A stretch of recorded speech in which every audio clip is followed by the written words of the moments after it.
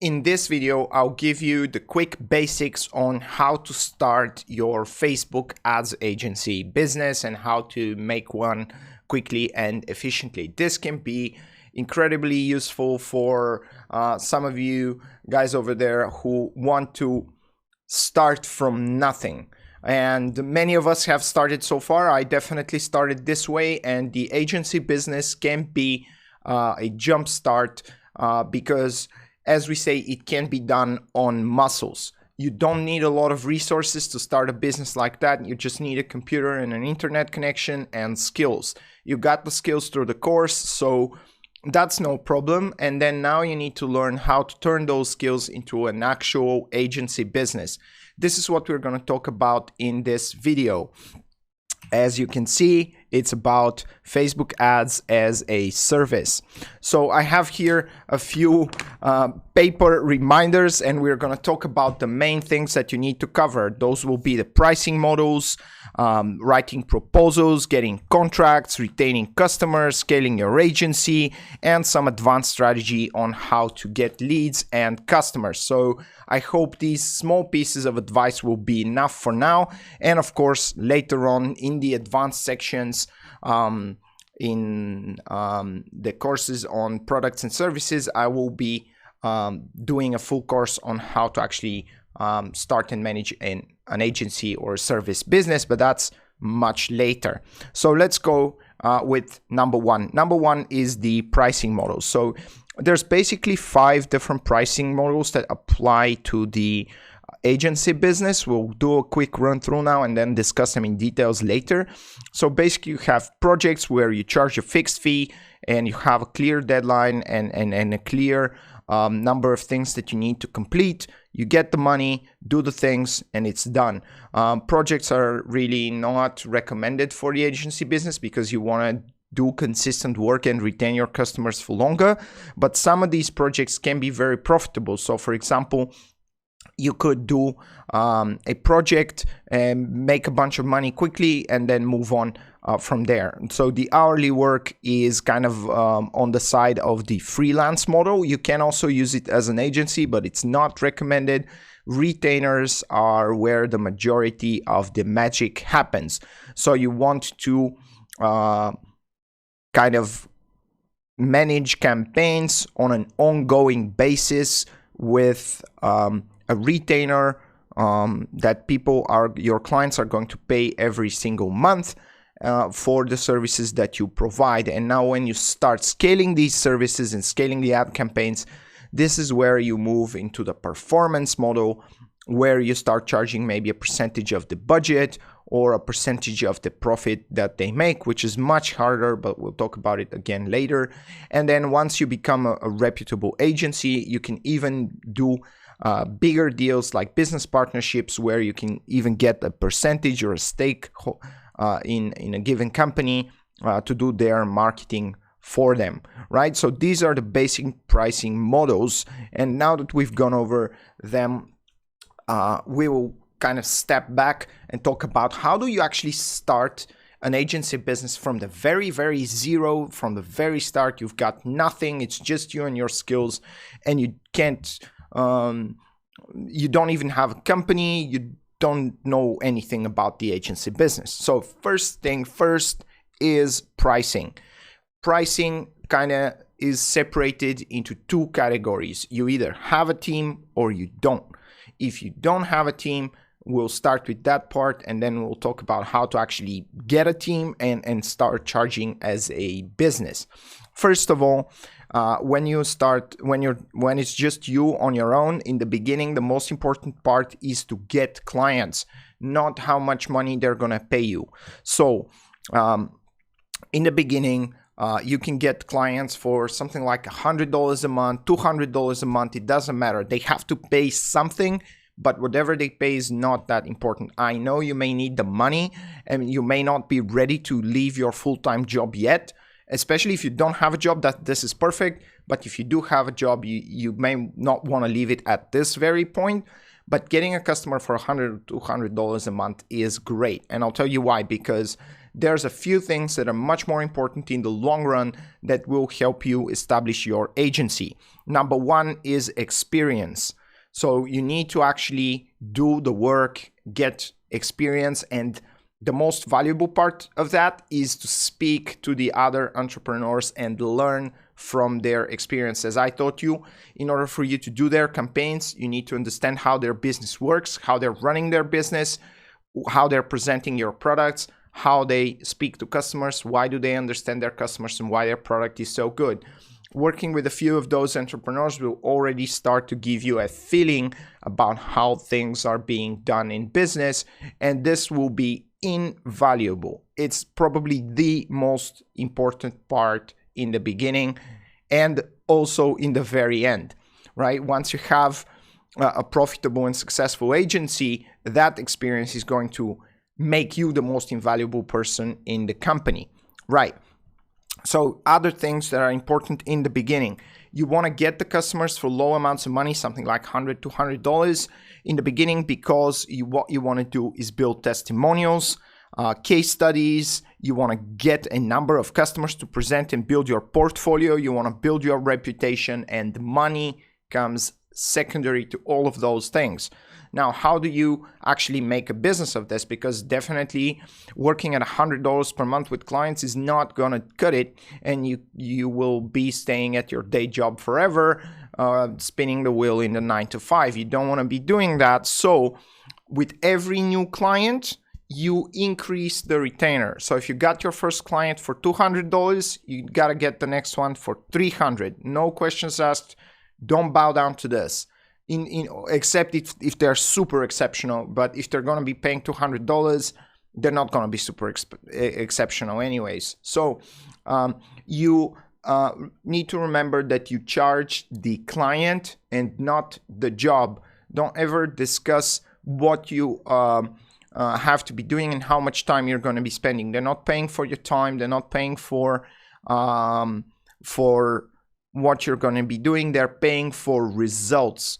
And you should always be focusing that. Use the ad planner tool to plan your campaign, show them how much profit you're going for, and tell them kind of what percentage of that they should be paying you. So if they're about to make $2,000 a month, you want 200 out of that. Always present your proposals like that. We'll get to proposals in a second. So first client, $200, second, $300, $400, $500, $600. The first initial goal is to get about 10 clients and reach the $1,000 mark. Once you reach that, you may want to get a few clients at $1,000. Now, at this point, you're still alone. You're managing 10 campaigns, and some of those might grow.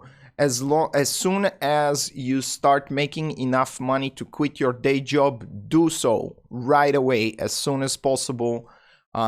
And you already know how to get clients. They're paying you enough money for you to survive and be a little hungry. That's the right point to leave your job. Now, when you have done so, you need to increase your revenue to make more money than you are actually spending per month. And you should decrease your expenses to the minimum. The biggest mistake people do in the beginning, I did it, and it was devastating, is to start making, $10,000 a month, and then you go living on the beach for 2 years, and then you stop working, you automate all of your campaigns, and you play volleyball at the beach, and then you want to start a serious business, and you have zero money. That's exactly what I did, and I can tell you it's stupid. It's really, really stupid. Don't do it. Once you start making a bunch of money, no luxuries, no cars, no mortgages. Don't do that. What you want to do is you want to use the money that you have on top of your expenses, your actual profits, to hire a team. Now, recommendation number one, get yourself a partner. Don't do this alone. Unless you are a very, very lonely wolf and you want to handle everything yourself, it's highly recommended that you get a partner. I tried to get myself 7 partners. That didn't work. 3 of them, one didn't come in the beginning, and we started the company with 7 partners. 2 of them left. Now we're 5. That's too much. anyways, but they are my family. So I generally recommend you maybe go with 1 or 2 partners. Don't go with 4 or 5 or 6. It's too much. But 1 or 2 is good. Because you want to be able to delegate at least some of the things. Now, if you get yourself a partner, you might have to work a little bit and try and get them to quit their job. That might be a real case. Or they may provide kind of their own clients if they're doing a similar thing like you, or if they're a different guy, maybe a technical guy, maybe a designer, something like that, that's completely fine. So after you do that, and even if you have not done that yet, once you increase your income and you have 10 clients, they're all paying, about $3,000, $4,000, $5,000 a month. You spend 2, you got 3. With these 3, you can hire someone, hire good people. Now, what do you need to look for in the beginning? You need to hire people who can get the job done. So they will be running campaigns. Don't go and hire yourself a sales manager, because then you work for him. That's not smart. What you want to do is hire people who can do the job, and then you can maybe focus a little bit more on the sales. Now, once you reach the 10 client mark, you will still keep acquiring clients at about 1K per month. So once you take that person, you're going to start offloading the work to them, and then you're going to get new clients at 1K per month, and then you want to quickly hire a few people to manage campaigns for you.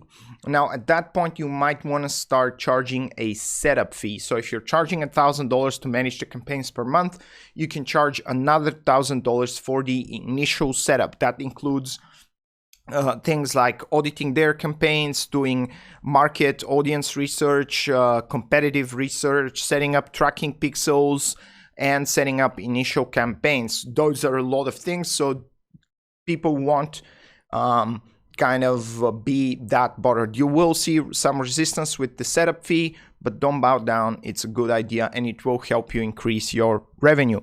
And again, price the client, not the job. Now that you have some clients, you have some experience, you have some case studies, some results, and so on, you need to be presenting those and start behaving as a real agency.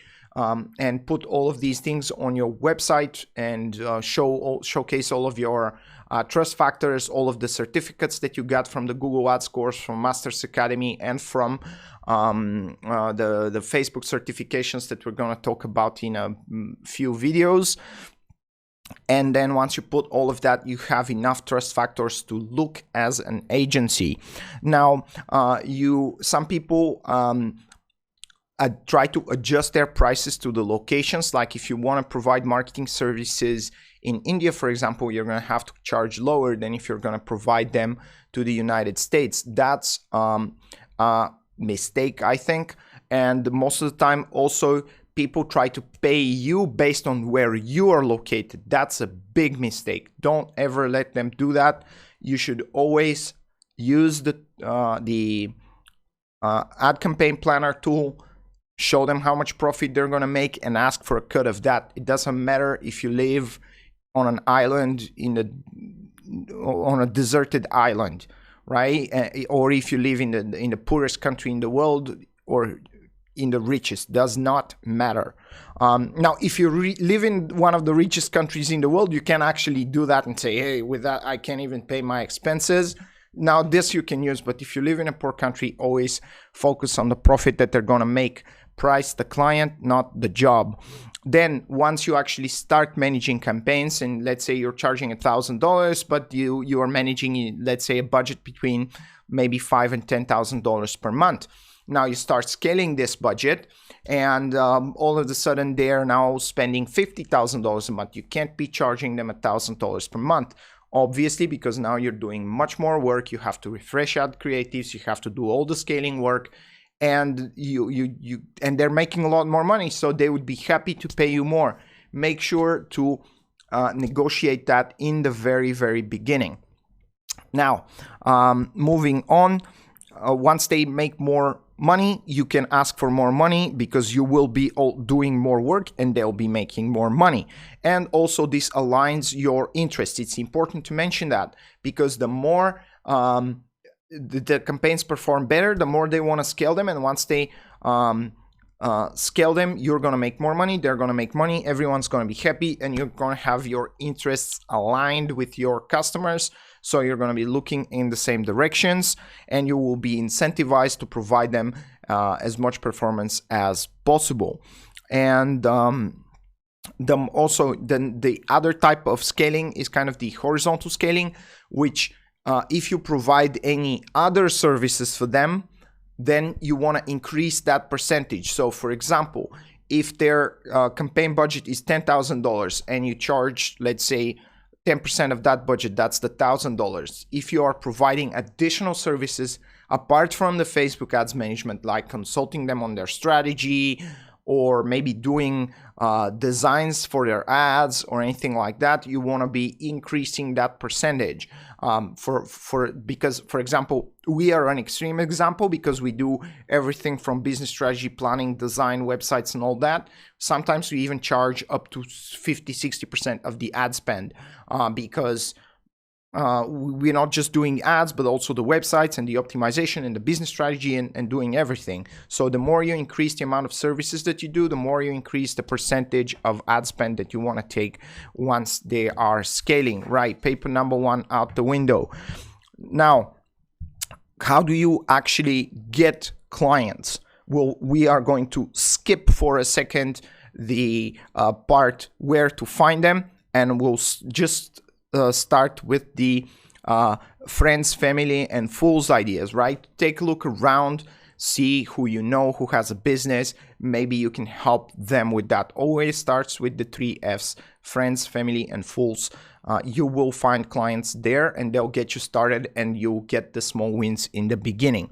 Now, the question is, how do you actually get them to work with you, and how do you form your proposal? First of all, you can go to the Startup Masters blog. You go and type blog.startup-masters.com, and here you will find an article which is the 10 golden rules of sales. That's exactly how you close a deal. That's how I do it. I do it with an incredibly high percentage of success rate, and if I don't succeed, it's basically because I don't want the client, not because they don't want to work with me.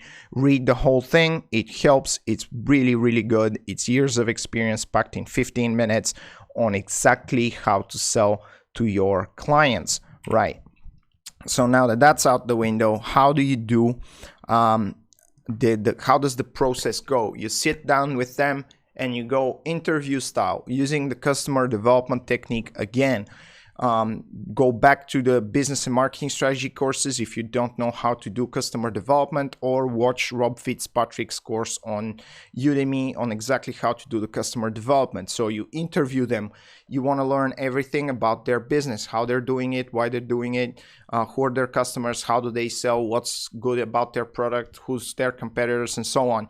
You want to extract as much information as possible from the first meeting. You do not ever make an offer on the first meeting. You want to collect information, go back and consider your proposal.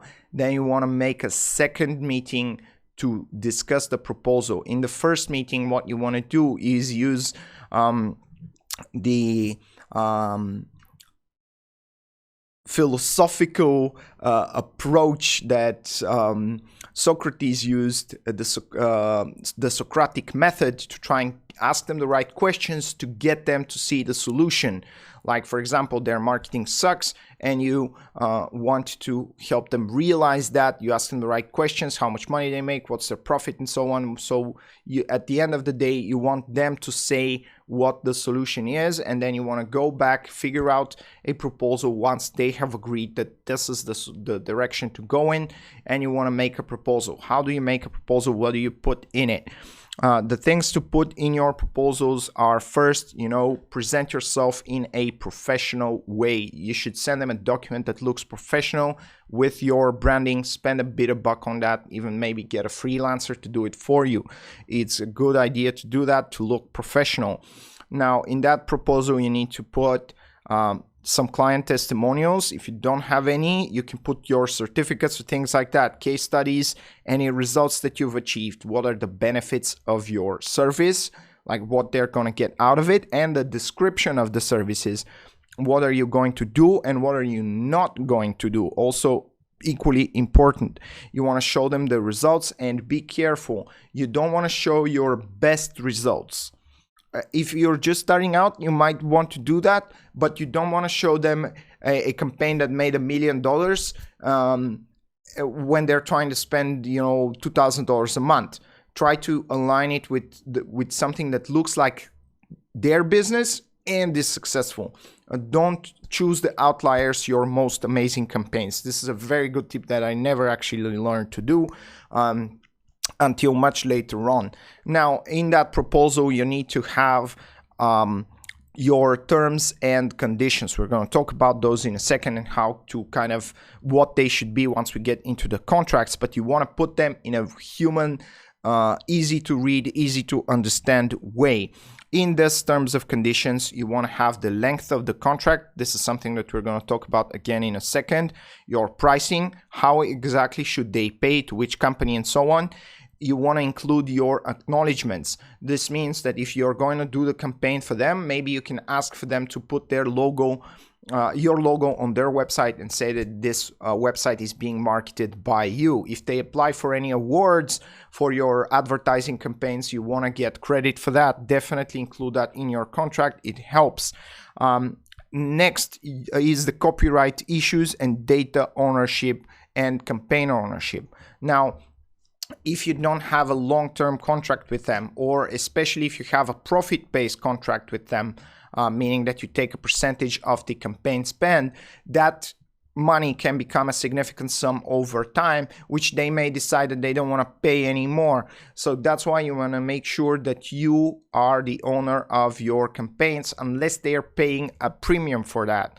Right? What you don't want to do is build a campaign for them and then they stop paying you and keep the campaign. Don't allow that if possible. Now that's going to get harder the bigger the business is, because they're probably going to have previous Facebook campaigns. The fact that they do does not mean in any way that their campaigns don't suck totally and you can't throw them out completely. Meaning that you can actually use their Facebook pixel, but you can create campaigns in your own business manager and keep ownership of those. And provide them access inside of their business manager. You can actually do that, and I do recommend you do it, because clients will try to get rid of you once you start charging them a significant amount of money. Now, we'll also talk in the retention section about how to avoid that process, but it can happen. And definitely if you're taking a percentage and working in an incentivized type of business where you have to put in the work first and then get the results and start getting more money, definitely you want to keep ownership of your campaign. Now, contracts, a bit contrary to that. What you want to do to lure in clients easily is start with a 1-month contract. Let them test the service, see if you can get them results, and they can cancel anytime. Provided that, of course, you keep ownership of the campaigns. You don't build an amazing campaign for them and then they cancel on you and take a look at all of your setup and start using it for months. You don't want to be doing that. Keep ownership of your campaigns. Now, why do you go with a 1-month ownership? It reduces the risk for them. They're not tied up in a contract for a long time. This is good. And you sound much more confident. This means that if you can show them result in a month, they can walk away. And it also aligns your interests. And of course, your first priority is going to be to get results for them. Now, how do you actually keep them? The key to signing a contract is the first two meetings. You get the information, get them to understand the solution, go back, think about the solution, present the solution with confidence as described in the blog post, and then you go and close the deal. Once you close the deal and shake the hands on the proposal where everything is described in a human language, you just send them the contract, they sign it, you need to have the contract ready and prepared before you start negotiating with your customers. Incredibly important. If you get into contract negotiations for months with your customers, you're going to be working on creating contracts and not on getting customers. You want to have a template of a contract with your general terms and conditions. You don't want to be signing their contracts.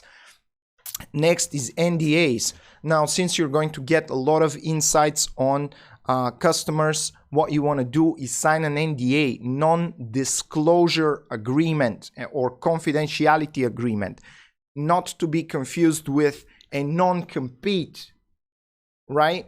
So non-disclosures or confidentiality agreements mean that you will not be disclosing any of the information that they have provided you about their business, like their pricing model, their business models, and so on. You can't do that, of course. And they might want you to sign that one in the very beginning. You should have one prepared and sign it quickly. In it, you should say that you're not going to disclose any information, but you keep the right to actually present them on your website as your clients. You can ask them for a testimonial to put there. You keep the right to write a case study about them, showcasing what you did for them, and you can give them the right to edit if they think that some of the information is too revealing. But that's completely fine. You can also play around that, but don't give them full editing rights. Now, on non-competes, you definitely don't want to be signing non-competes as an agency, because that would mean that if you sign up, if you work with a client and they pay you $200 a month or $1,000 a month, next time because you did something amazing for them, you can get a client that is much better than that. And even if they stop working with you and then you're signed into a 5-year non-compete with them, you can't get clients after you stop working with your previous clients. That's bad. Don't do it. Don't sign non-competes. You can only do it if you have a very lucrative and secure contract. Now, moving on to actually, once you sign the contracts, you want to keep them. So we move to section number 4, is it? Yeah. 1 is pricing, 2 is proposals, 3 is contracts, 4 is retention. How do you retain customers? 2 simple things. First, make sure to get them results. You don't want to work for a client that you can't get good results for. It's not profitable. You can't scale their campaign and make more money. So it's bad. You don't want to be doing that. And of course, they won't make more money. And again, that's why you don't make long contracts, because if you're signed up into a year-long contract with someone who just doesn't want to listen to you and does not want to change in any way and tells you you should freaking fix it, you won't be able to do that, and you want to be able to walk away from that contract. And of course, you don't want to be working for a client that you can't provide results with, and a lot of the time it will be their fault, not your fault. So first thing, again, to keep clients, you must get good results for them. And second, which is equally important, sometimes even more important than the results, is to make them feel loved and kind of make them feel cared for. What that means is that you need to give them weekly or bi-weekly updates. You need to be proactive. You need to know the issues in their business and in their campaigns before they see them. This is where the notifications become very important, and the automated rules notifications, those are very, very important. All the intelligence events and the dashboards that we talked about before. You need to know the issues before them. In these meetings, you can also present solutions and upsell. Each update meeting is an opportunity to upsell more and more services. Take that. If you don't talk to them, they would think that you are taking their retainer money and sleeping, not doing anything, not doing any work. So you obviously, during these update meetings, you need to tell them everything that you have done, everything that you're planning to do, the issues that you're facing. Consult with them, ask them for their opinion. People like that. Even though a lot of the times it's worthless, it's better for you to have heated discussions with them and feel that and give them the feeling that they are actually making progress and that you are fighting with the issues. Now, when growing an agency, it's very, very important to get more customers than you lose. That's why retention is key. If you get 10 clients, let's say, let's say you get 5 clients per month. If the next month you know that you can get another 5 clients, you wouldn't keep hiring, of course, at the same time. Then if you get these 5 clients next month and you lose 4 the last month, you're going to grow very slowly. So you want to make sure to keep clients, but you cannot keep all clients. Sometimes it's going to be their fault. Sometimes you just won't be able to deliver very good results. Sometimes there will be a very competitive industry you can't fight for, and maybe the other guys are just better than you. That happens. It will happen every single time. You can't retain 100% of your clients, but you should try and retain at least, like 70-80% of them, and keep acquiring more and more at the same time. And now scaling. Number 5, scaling. First of all, hire as soon as you can. We have delayed so much that my head hurts, especially when I was working with very lucrative clients. I was working alone. I put everything on automation, spent the money, and then started a company. That's bad, really, really bad. Don't do that. Hire as soon as you have money. Hire someone, offload the work to them, get them to, of course, you need to spend some time maybe educating them a little bit, showing them how stuff is done. That's a good investment. And also you need to make sure that they do good work. Basically, the idea is hire fast and fire fast. If they don't get the job done, just get someone else. Don't be too emotional about these things. I know it's hard. For me, I'm specifically very, very emotional about these things. Everyone who has joined or left our team ever is very close to my heart. So for me, it is a big problem, but try not to do it because logic dictates that it's wrong. Now, what you want to do when hiring people is you want to hire revenue generating assets 90% of the time, and administrators and assistants 10% of the time. Basically, you want the people that you hire first to be doing the work, to be maybe doing campaigns for your agency so that you can get them the work and you can close and sell more clients. That's how you grow the agency. You want the job doers. And by the way, having a team is one of the best things that can happen to you. I think for at least for me, my team is precious to me, and it's really awesome to have a team. Teamwork is great, and teams can actually be perfect. You cannot be as an individual. You're always going to have flaws and mistakes, but you can build a team around you, and a team can actually be perfect and can do everything. And teams can get more stuff done than a single individual. On top of that, your team can actually amplify what you are doing. I could not be doing what I'm doing now if I did not have a team. So that's very, very important. And then you want to hire the admins later. Now we're done with the next paper and we move on to actually acquiring clients. Now, about acquiring clients, I'll tell you a few strategies, but the more important part is the way you think about it.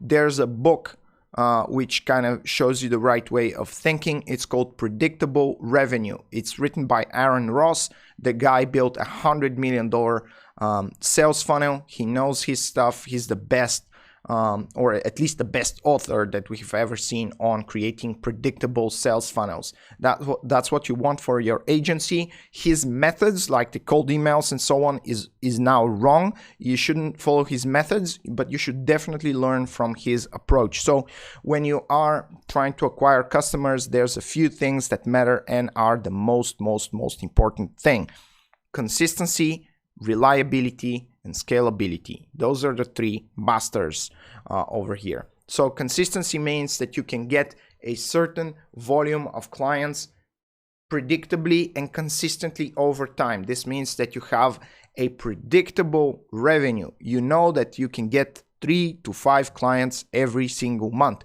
That's what allows you to scale. That's what makes your business reliably scalable. You can rely on getting new customers because you have built the right sales channels to do so.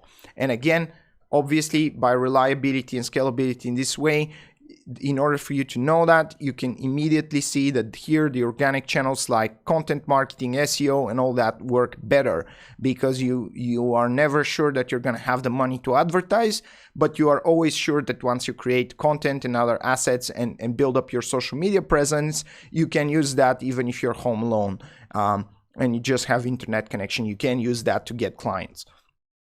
Right, so that's where the organic channels become very, very important. And of course, you can definitely be using Facebook ads. Now, once you get leads, you need to get efficient at converting them, obviously, so you need to work on it. Read the article in the blog again. Once you have tried it several times, read it again and kind of try and refine that strategy. And once you get client, definitely work on the advice that I gave you in the retention section. You need to deliver great results, and you need to talk to your customers frequently and often, so that they feel cared for, so that the issues are discussed, so there's no fires to put out. And if there is something to put out, it will be put out on time and not after they already hate you and don't want to work with you. So now to the precise strategies for how to get customers. First and best one is everything that I taught you in the copywriting and content marketing course and the social media marketing course. Organic is really, really good in the long run, right? So it takes time for you to build that organic presence, but that's what's going to provide you the scalability.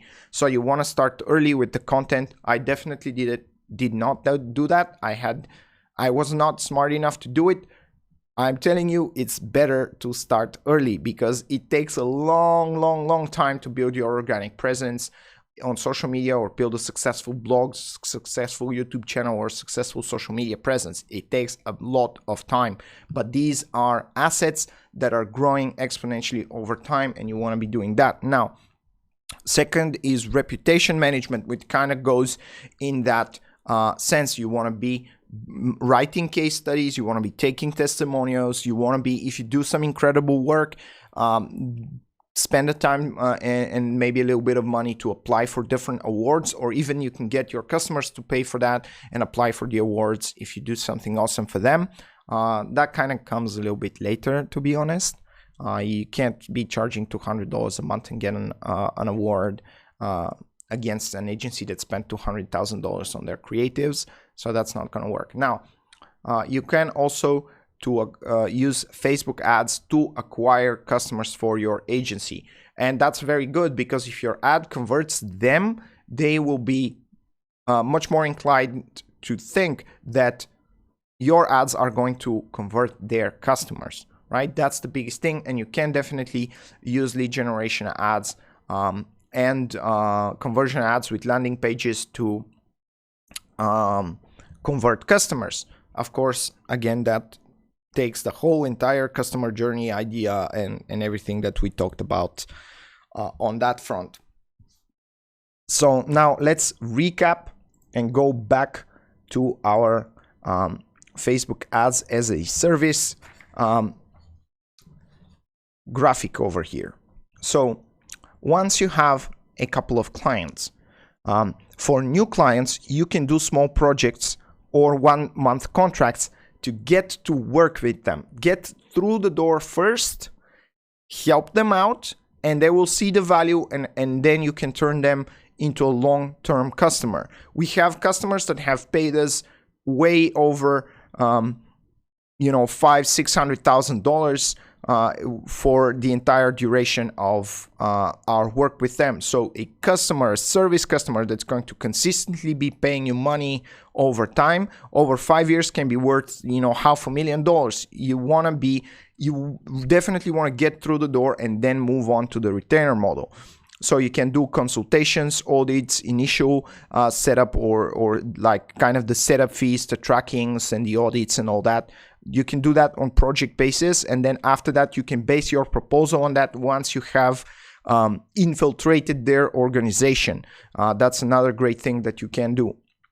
Then you either work on an hourly basis or retainers. Hourly work is great because you can actually use a platform like Upwork or freelancer.com to get customers and then move them on to retainer basis or contract based relationship, which is again great. And on hourly work you can do everything, but you do not do automations on hourly work because you're being charged per hour, right? And if you automate your work, you're not going to have anything to do and you're not going to make money, right? So that's why you don't do automations in hourly work. For the same reasons, you don't do a project basis to set up and optimize their campaign and then they reap the benefits and you get no more money after that. That doesn't work, so don't do it. And then retainers. Retainers is where you want to get your initial customers. You can provide all of your services for that retainer, maybe make different plans and so on. And you want to scale those retainers if you have to do additional campaigns, if you have to do additional accounts or spend a lot more money, and so on. And you need to be clear on what happens when they cancel. Mainly keep your campaigns. And then once you start scaling their campaigns, you want to put that in the contract in the beginning. If they start with like a $1,000 retainer, if you move past the budget of, let's say, $10,000 or $5,000, you want to start getting a percentage of the ad spend, align your interest with them and all that, so that you can do that. And once you do that, and your interests are now aligned, you can actually use automation and you can get them to build long-term assets like doing other stuff like content marketing strategies, SEO and so on, because all that profit is going to help you make more money now that your interests are aligned. And then once you build your reputation and become a big bad agency, you can, when you get some leads, if you see a great potential in their business and you think that you can make incredibly successful campaigns for them, sign a contract that will directly get you a profit percentage of their profits, or even a share of their company if you're that big and that bad. I definitely wish you get there. Those are hard to do, but by that time you should be a big fish, and you should learn how to swim with the sharks. And so, of course, then once you want to do that, you don't want to start working with them and then enter into that kind of contract. You want to do it from the very start. You do not want to prove yourself to take a percentage of your of a given company, because once you start working with them, they're going to get used to the way things are now, and they're going to say, let's keep it this way, and you will be very disappointed, and you don't want to do that, right? So now that the third paper is out the way, that's everything I have for this video on building a Facebook agency business. I know it was a very quick run through, but again, we are going to have an entire course on that in the future, so don't worry about that, and I'll see you guys in the next video.